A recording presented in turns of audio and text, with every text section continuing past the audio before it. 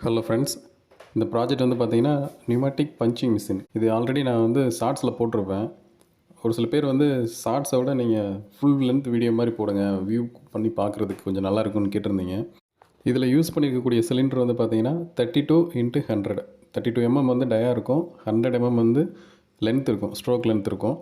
இதோட மெட்டீரியல் வந்து பார்த்தீங்கன்னா அலுமினியமில் பண்ணியிருப்பாங்க பாடி. அப்புறம் வந்து சாஃப்ட் வந்து ஸ்டெயின்லெஸ் ஸ்டீல். அந்த பிஸ்டன் ராட் வந்து ஸ்டெயின்லெஸ் ஸ்டீலில் இருக்கும். இந்த சொலினாய்டு வால் வந்து பார்த்தீங்கன்னா 5/2 மொத்தம் வந்து 5 போர்ட் இருக்கும். மொத்தம் வந்து ஒரு பக்கம் வந்து 2 இருக்கும், டியூப் மாட்டியிருப்பேன். இன்னொரு பக்கம் வந்து 3 இருக்கும். அந்த 3ல் 1 வந்து கம்ப்ரஸர் இன்னு, நம்ம அந்த மிஷினை ஆப்ரேட் பண்ணுறதுக்கு தேவையான இன்லெட்டு.